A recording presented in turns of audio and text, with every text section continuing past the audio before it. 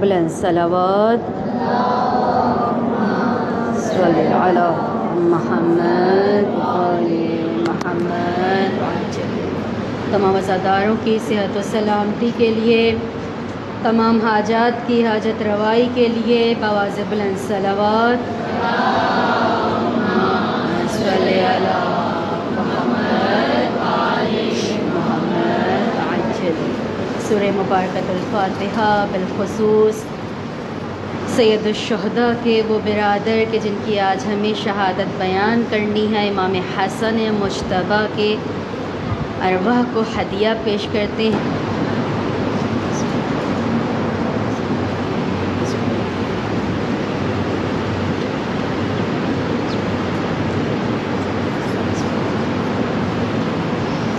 اعوذ باللہ من الشیطان اللعین الرجیم.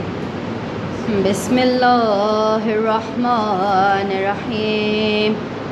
الحمد للہ رب العالمین، الصلاة والسلام علی اشرف الانبیاء والمرسلین، خاتم النبیین بالقاسم محمد.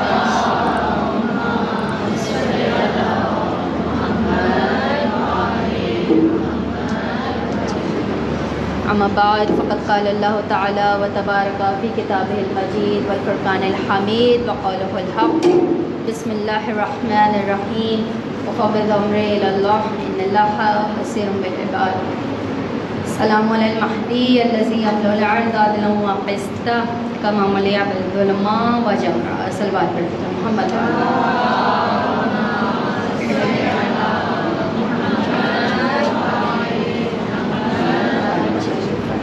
السلام علیکم ورحمۃ اللہ. حمد و ثنا پاک پروردگار عالم کے لیے زیبا، جو کل کائنات کا بہترین بنانے والا ہے، وہ رب کریم جس نے ہمیں بیش بہا نعمتوں سے نوازا ہے. وہ پروردگار عالم جو آخری سانس تک توبہ کے دروازوں کو کھلا رکھتا ہے، جو خود آواز دے کے کہتا ہے کہ میرے بندے مجھ سے طلب کر، مجھ سے مانگ. کتنا حسین وہ وقت ہوتا ہے نماز شب کا قیمتی وقت، کہ جب خدا خود ملائکہ کو بھیجتا ہے کہ جاؤ میرا بندہ مجھ سے مانگتا ہے، لے کر آؤ. کتنا چاہتا ہے وہ پروردگار عالم. تمام تر حمد و ستائش اس رب کریم کے لیے کہ جس نے ہمیں اور آپ کو بیش بہا نعمتوں میں سے سب سے عظیم نعمت عطا کر دی، اور اس نعمت کا ہم جتنا شکر ادا کریں کم ہے. یقیناً ہمارا ہر غم ان کے غم میں تحلیل ہو جاتا ہے، ہماری ہر خوشی ان کی خوشی میں مل جاتی ہے. باخدا اگر وہ ہستیاں نہ ہوں تو ہم ہر مرنے والے کے ساتھ مر جائیں، ہر خوشی میں غلو کر جائیں. یقیناً ان کے دستے دعا ہمارے سروں پر موجود ہے، اور خوشا نصیب ہیں کہ ولایت کا اقرار کرتے ہوئے آخری حجت کی محبت میں پہنچ گئے، کہ جس کے زمانے کے لیے خود میرا چوتھا امام کہتا ہے کہ اگر مجھے وہ آخری حجت کا زمانہ مل جاتا، میں اپنی پوری زندگی ان کے قدموں میں خدمت گزاری میں گزار دیتا. یعنی خوشا نصیب ہے باریلا، تیرا سب شکر ہے کہ تو نے ہمیں محبت محمد و آل محمد عطا کری کہ وہ ہستیاں لمحہ صلی اللہ.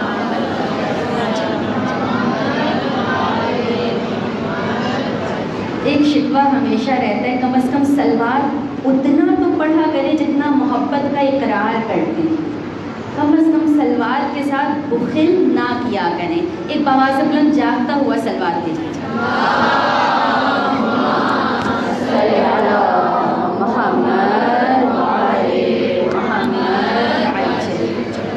ازن گزشتہ 2 روز سے گفتگو چل رہی ہے آپ کے ساتھ کہ پروردگار عالم نے ہمارے اندر ہمارے ظاہری جسم کے علاوہ بھی ایک شخصیت کو چھپایا ہے، اور ہمیں اس ظاہری جسم کو نکھارنے میں ہم جتنی محنت کرتے ہیں، جائے کہ محنت کر لی ہے، یہ نہیں کہ لاوبالی کر کے چھوڑ دیا.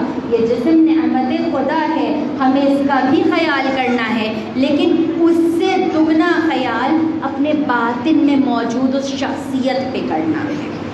جو نکھر جاتی ہے تو اس مرتبے تک پہنچ جاتی ہے جہاں پر ملائکہ کی عبادتیں رک جاتی ہیں اور بشر آگے نکل جاتا ہے. ہمیں اس جگہ تک لے جاتا ہے اگر ہم اپنے اندر کے شخصیت کو سنوار لیں, اس سمندر کو ہم سنوار لیں. اور اس کے لیے ہم نے گزارش کی تھی حبیب خدا کے ایک قول کو, ایک بہت ہی مشہور قول کو آپ کے گوش گزار کرایا تھا کہ حبیب خدا محمد مصطفیٰ صلی اللہ علیہ وآلہ وسلم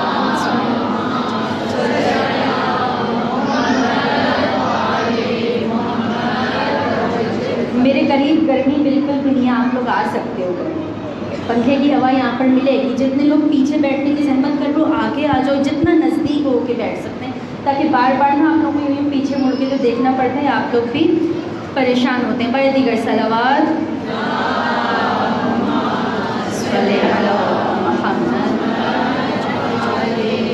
حبیب خدا فرماتے ہیں کہ من عرف نفسہ فقد عرف ربہ, کہ جس نے اپنے آپ کو پہچانا گویا اس نے اپنے رب کو پہچان لیا.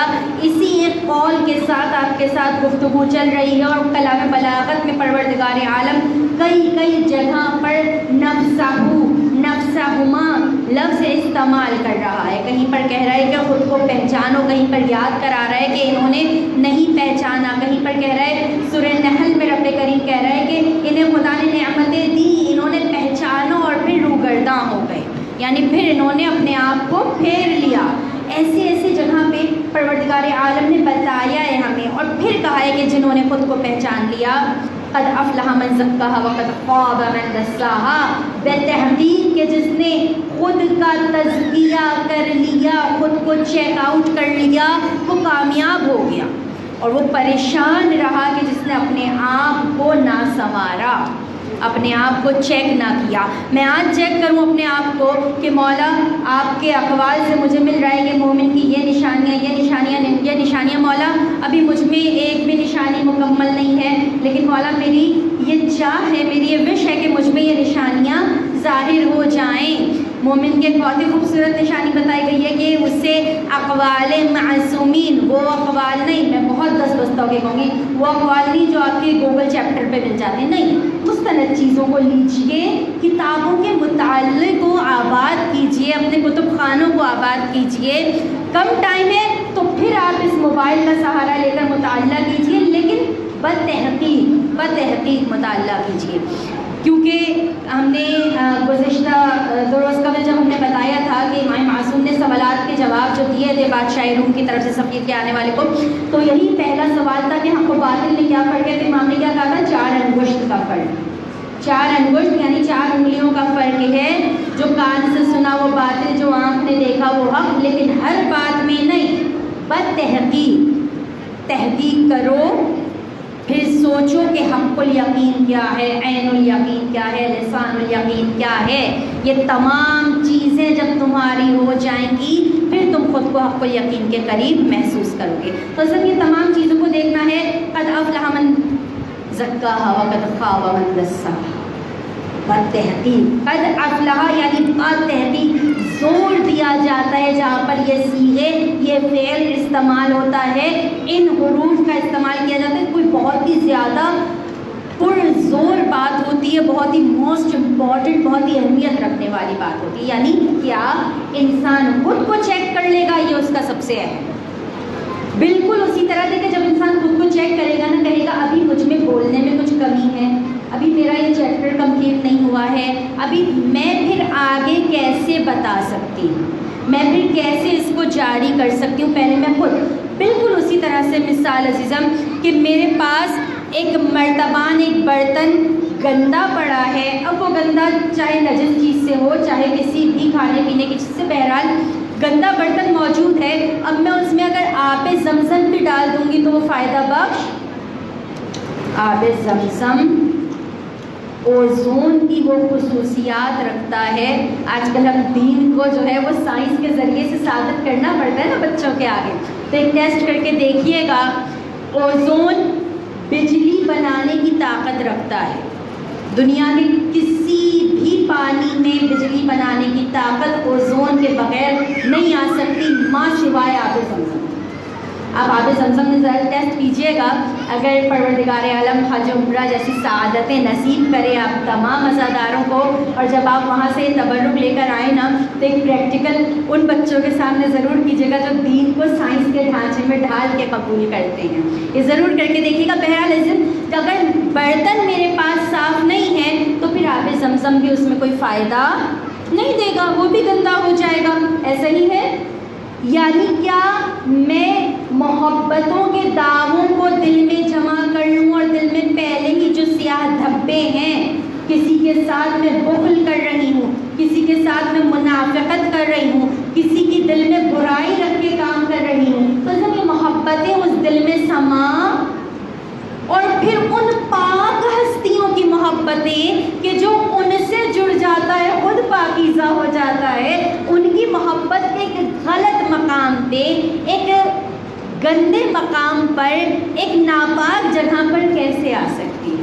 تو خود کو پہلے صاف کرنا ہے, خود کا تزکیہ کرنا ہے, اور اس کے بعد پھر ہمیں یہ پہچاننا ہے کہ اب ہم نے اپنے آپ کو صاف کر لیا, آج میں نے اپنے اندر سے ایک اور برائی کو کم کرنے کی کوشش کر لی, اب میں اہل بیت کے, دیکھیں بالکل اسی طرح سے آپ کو دونوں طرف چلنا ہے, ایک طرف سے برائی کو کم کریں, ایک طرف اچھائی کا اضافہ کریں. ہمیں اچھی طرح سے یاد ہے کہ جب 40 کا درس دیا جاتا ہے نا, مشی کرنے کا درس دیا جاتا ہے, تو اس میں کہا جاتا ہے صرف یہ نہ دیکھو کہ مشی تم دنیا کے جس علاقے میں بھی حسین کی محبت میں جڑ کے کر لو نا, تمہیں مثل زمین کربلا ثواب ضرور شامل ہوگا تمہارے نام میں. لیکن کیا یہ صرف ایک ایک قدم کا ثواب نہیں لینا ہے, ایک ایک قدم پہ وعدہ کرو, مولا آج میرے اندر سے جھوٹ بولنے کی عادت کم ہو جائے, مولا آپ کا ذکر کرنے کی عادت بڑھ جائے, مولا آج میرا کسی سے چین کر بات کرنے کی عادت مجھ میں کم ہو جائے, مولا اگلا قدم اٹھاؤں نا تو میرا قرآن کو لہن کے ساتھ پڑھنے کی ایک شوق پیدا ہو جائے. ایسا ایسا کر کے جب آپ کریں گے نا, پھر آپ کو محسوس ہوگا کہ مشی کے صرف 1000 قدم نہیں اٹھائے ہیں, 100 قدم نہیں اٹھائے ہیں, بلکہ میں نے اپنے اندر سے 100 برائیوں کو کم کرنے کا وعدہ کیا ہے, کوشش کری ہے. بس عزیزاً ان تمام چیزوں کے لیے ہم نے بارہا بیان کیا ہے کہ پہچاننا ہے تو کس سے مدد لینی ہوگی. وہ ہستیاں جو واقعی خدا کا وہ تعارف کرا دیتی ہیں ایک ایک نعمت میں, ایک ایک نعمت میں. انہی ہستیوں کی زندگی کو جب ہم دیکھتے ہیں تو ہم خدا سے قریب ہو جاتے ہیں. آج کیونکہ ذکر کرنا ہے امام دوم کا, تو آج امام دوم کی ہی زندگی سے لیں گے اور ان نقطوں کو پہچانیں گے جس کو اپنے سامنے رکھتے ہوئے آپ نے اپنی زندگی کو کامیاب کرنا ہے. اور یہ نقطے صرف بیان کی حد تک نہیں ہیں, پک بھی کرنا ہے اور رد بھی کرنا ہے, لینے بھی ہیں اور چھوڑنے والی بات کو چھوڑنا بھی ہے. حتماً بصدقہ فرشیزہ یہ وعدہ اپنے آپ سے کرنا ہے. انشاءاللہ امام حسن مجتبیٰ علیہ السلام کی زندگی کا مطالعہ کریں گے. اللہم صلی علی محمد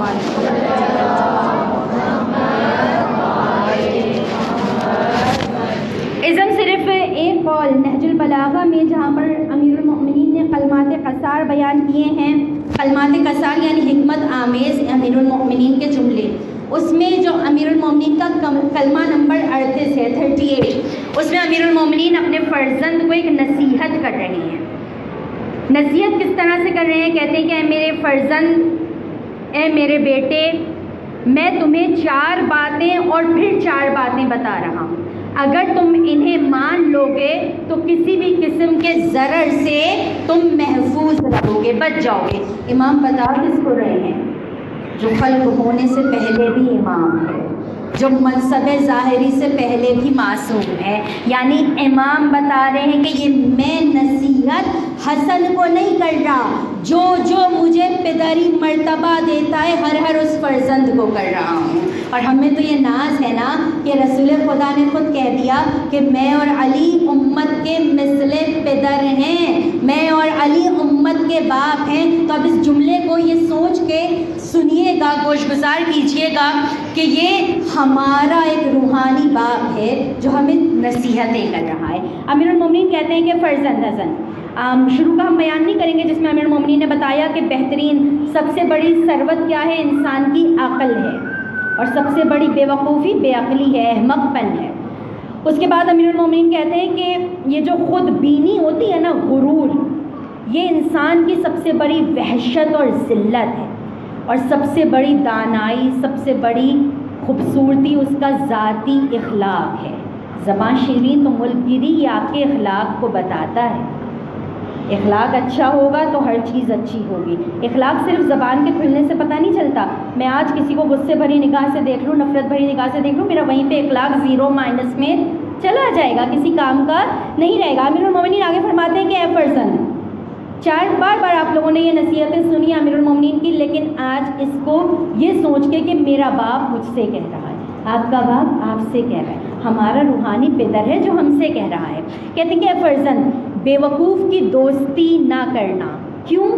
کیونکہ وہ تمہیں فائدہ بھی پہنچانا چاہے گا تو نقصان پہنچا دے گا۔ کیوں؟ کیونکہ بے وقوف کو ہوتا ہوا کام تو نظر آتا ہے، لیکن اس کام کے پیچھے بھلائی ہے، برائی ہے، نتائج ہے، کچھ نظر نہیں آتا۔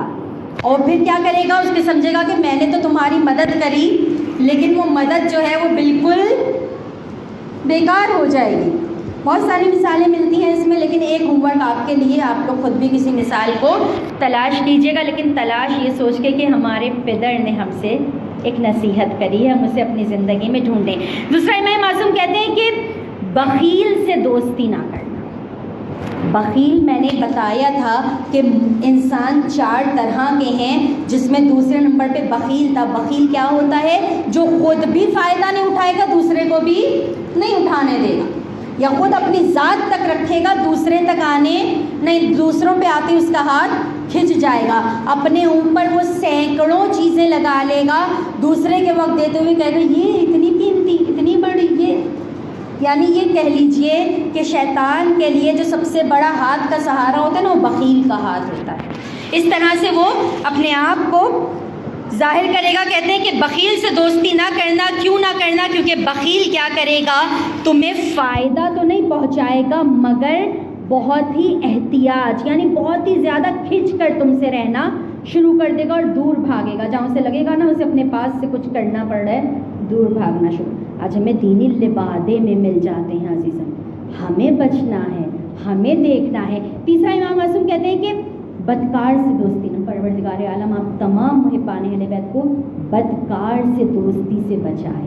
بدکار جانتے ہیں، صرف آپ کے جو سوشل میڈیا پہ بدکاریاں دکھا دی جاتی ہیں نا، وہی بدکاری نہیں ہوتی ہے۔ آج میں نے کار خوب کو غلط کر کے بیان کیا، میں نے برا کام کیا۔ بدکار یعنی برا کام کرنے والے سے دوستی، چاہے وہ برا کام کسی کی غیبت کی صورت میں ہو، چاہے وہ برا کا کام کسی کی پیٹھ پیچھے گالی بکنے کی صورت میں ہو، چاہے وہ برا کام محفل میں بیٹھے ہوئے کے دل میں نگاہ اٹھاتے وقت بھی برا خیال لانے کی صورت میں ہو۔ کہتے ہیں کہ بدکار سے بچنا۔ کیوں؟ وہ تمہیں کوڑیوں کے مول بیچ دے۔ کوڑیوں کے دام کیا ہوتا ہے؟ ایک وضاحت دوں عزیزم، تھوڑی سی بات طولانی ہو جائے گی، بس یہ آخری ایک نقطہ اور بیان کر کے اس کی وضاحت دے دوں۔ کہتے ہیں کہ جھوٹے سے بچنا۔ جھوٹا جو ہے اس کی دوستی ایک سیراب کی طرح ہوتی ہے، سائے کی طرح۔ سائے کے آپ جتنا قریب بھاگے، سایہ آپ سے دور بڑھتا چلا جائے گا، ایسے ہی ہوتا ہے نا۔ اب مجھے یہ نا مثال دیجیے گا کہ جب سایہ پیچھے کو ہو جائے تو سایہ خود پیچھے آتا رہتا ہے، نہیں۔ سایہ کیا ہے؟ قریب کی چیز کو دور اور دور کی قریب چیز کو قریب دکھاتا ہے۔ جھوٹا انسان بھی بالکل اسی طرح ہوتا ہے۔ کربلا میں جتنے بھی مخالف عبداللہ گھر والے تھے، سب جھوٹے پر یقین کر رہے تھے، لیکن بدکار سے بچنا کوڑیوں کے مول بیچ دے گا۔ کیوں کوڑیوں کے مول بیچ دے گا؟ کوڑیوں کے مول بیچنا یہ نہیں ہوتا کہ میں جا کر کہہ دوں کہ تمہاری کوئی قدر نہیں ہے، تمہاری کوئی قیمت نہیں ہے، نہیں، میں اس کے سامنے کچھ نہیں کہوں گی۔ کیوں؟ کیونکہ بدکار تو ہوں لیکن اس کی دوست ہوں، دوست کے سامنے تو دوست برائی نہیں کرے گا۔ جبکہ 10واں امام کہتا ہے کہ میرا سب سے بہترین دوست وہ ہے جو مجھے تحفے میں میری برائیاں بتا دے تاکہ میں اپنے آپ کو درست کر لوں۔ وہ کیا کرے گا؟ کوڑیوں کے مول کس طرح سے بیچے گا؟ دوسروں میں بیٹھ کر اس میں نہ ہونے والی برائیاں یا اس کے ماضی سے جڑی ہوئی غلطیوں کو بیٹھ کر بڑھا کر بولے گا۔ اور جب وہ ایسا کرے گا تو اسے کیا لگے گا؟ میں نے دوسروں کی نظر میں اپنی عزت بڑھا لی ہے، میں بہت اچھا ہو گیا ہوں، نہیں، وہ بدکار ہے۔ اور امام معصوم نے کہا ہے کہ بدکار کی دوستی سے بچنا، وہ تمہیں کوڑیوں کے مول بیچ دے گا۔ آپ جانتے ہیں آپ کی سب سے کم قیمت کیا ہے؟ سب ماشاءاللہ سے اہل علم بیٹھے ہیں، سب سے کم قیمت ایک محبان اہل بیت کی، ایک اقرار ولایت کرنے والے کی سب سے کم قیمت کیا ہے؟ جنت سب سے کم قیمت ہے۔ امیر المومنین کہہ رہے تمہیں بالکل، یعنی فرزند امیر المومنین، یعنی امیر المومنین نصیحت کرتے ہوئے بتا رہے تمام فرزندوں کو کہ تمہیں نہیں کہہ رہے میرے بیٹوں کو، میری اولادوں کو کوڑیوں کے مول بیچ دے گا، جبکہ تمہاری قیمت تو جنت ہے۔ تو عزیزاں ہمیں اور آپ کو دیکھنا ہے کہ تاریخ میں کہاں کہاں پر ہم سے قیمت چھینی جا رہی ہے، کہاں کہاں پر ہمیں کوڑیوں کے مول بھاؤ لگایا جا رہا ہے۔ بھاؤ جہاں پر بھی لگایا جائے نا، زہر پی لینا آسان سمجھیں، اہل بیت نے یہی سکھایا۔ تلوار کو نیام میں رکھ لینا آسان سمجھیں، لیکن کسی کے بھی ہاتھوں اپنے وجود کو نہ بیچیں۔ کیوں؟ کیونکہ آپ کا وجود اقرار ولایت کا وجود ہے، اور جب آپ اقرار ولایت کے وجود میں آ جاتی ہیں تو پھر نئے نئے دین والوں سے آپ کا کیا تعلق؟ نئے نئے مسلمان تو رسول کے بھی زمانے میں ملے تھے، نئے نئے مسلمان فرزند رسول کے زمانے میں بھی ملے تھے، اور کس انداز میں ملے تھے؟ ایسے انداز میں ملے تھے کہ روبرو آ کر کچھ کر نہیں سکتے تھے، زہر پہ زہر سے۔ کل میں نے عرض کیا تھا کہ یہ ذہن نشین کر لیجئے کہ معصوم کوئی بھی طبعی موت نہیں گئے ہیں دنیا سے، ہر معصوم کو یا تلوار یا زہر کے ذریعے سے شہید کیا گیا ہے، ضرب لگائی گئی ہے، زہر دیا گیا ہے۔ امام حسن مجتبیٰ کو ایک بار نہیں کئی بار زہر دیا گیا، بالکل اسی طرح سے جیسے رسول خدا کو دیا گیا تھا۔ رسول خدا کو بھی ایک بار نہیں دیا گیا تھا زہر، کبھی پانی میں ملا کر، کبھی شہد میں ملا کر، کبھی کھانے کی مختلف غذا، یعنی پے در پے۔ مگر اہل بیت اپنی مضبوطی کو اس طرح سے دکھاتے تھے کہ بار بار اس زہر کا مقابلہ کرتے تھے، لیکن زہر اپنا تھوڑا سا اثر تو چھوڑ جاتا۔ بالکل یہی کام امام حسن مجتبیٰ کے ساتھ ہوا، 6 بار زہر دیا ہے، کوئی بھی اثر ظاہری نظر نہیں آیا، لیکن امام کا وجود زہر کی وجہ سے بار بار نڈھال ہو رہا تھا۔ امام حسن مجتبیٰ کو 7ویں بار زہر دینے کے لیے روم کے ایک شہر سے زہر منگایا گیا، بعض نے کہا ہے کہ شام سے زہر منگایا گیا، اور وہ زہر ایسا تھا کہ جس کے بارے میں کہا جاتا ہے کہ اس زہر میں اگر ایک تنکا ڈبو کر ایک دریا اب ترجمہ ہو کے ہمیں 2 طرح سے ملا ہے۔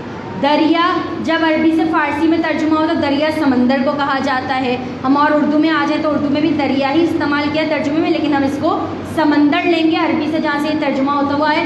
کہتے ہیں اگر ایک تنکا اس زہر میں ڈبو کے سمندر کے پانی میں ڈال دیں تو جتنی مچھلیاں ہیں وہ ختم ہو جائیں، نہ صرف یہ بلکہ کئی نسلیں مچھلیوں کی ابھر نہ پائیں۔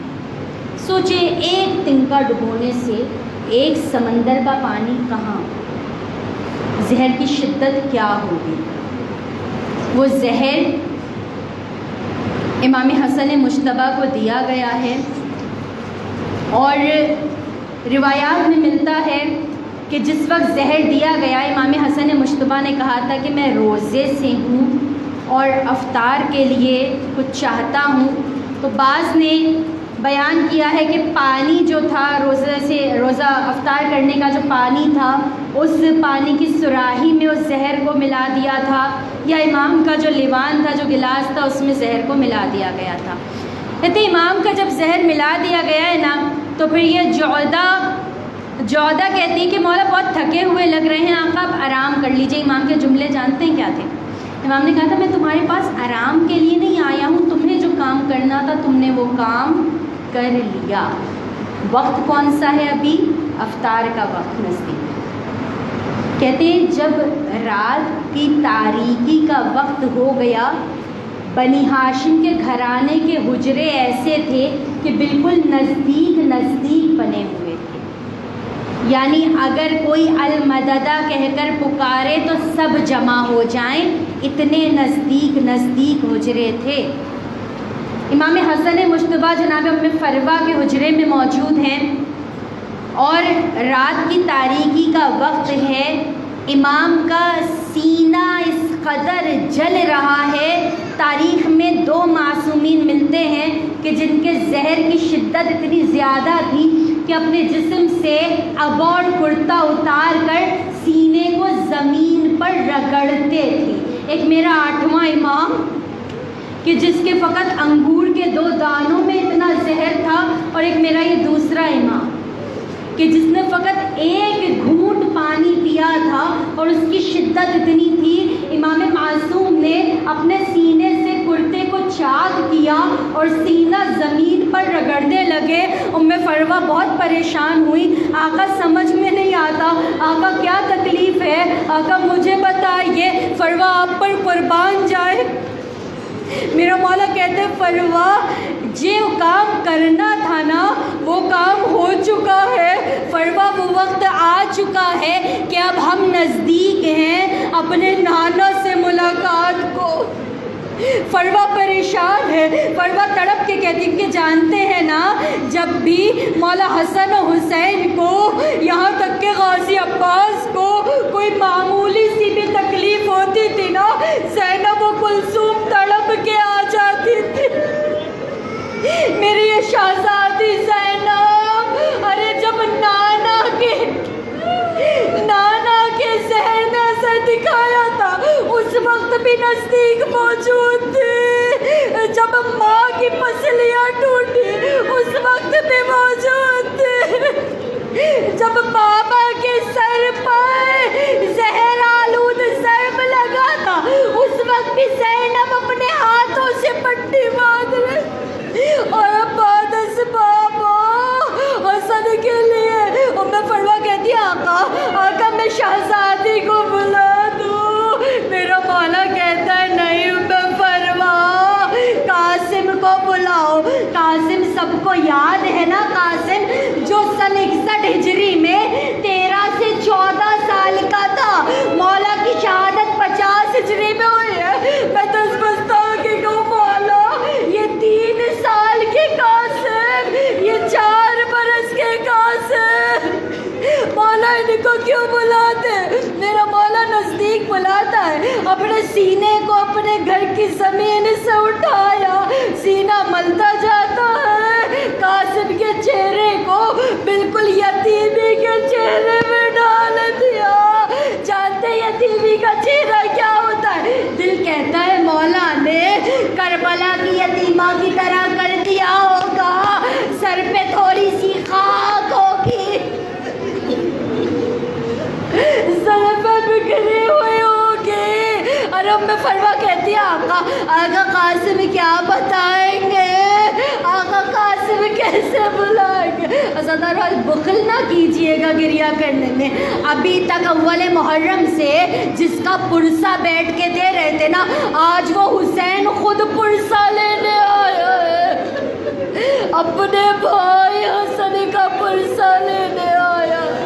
آزادارو دیکھا گیا، میرا مولا قاسم کو کہتا ہے اے میرے لال قاسم، ارے بالکل اسی انداز میں اپنی پھپھی کے حجرے تک جانا، دروازے تک جانا، دیکھو دروازے پہ دستک نہ دینا، جب وہ اٹھے گی نا نماز شب کو وہ ضرور۔ آزادارو قاسم اس عالم میں گئے ہیں، زینب نے ایک مرتبہ آہٹ کو محسوس کیا، بہن کا دل ہے نا مثل مادر ہے نا، تڑپ گئی ہیں۔ قاسم کا حال دیکھنے کے بعد بس ایک آواز دیتی ہے، اے عباس، اے حسین،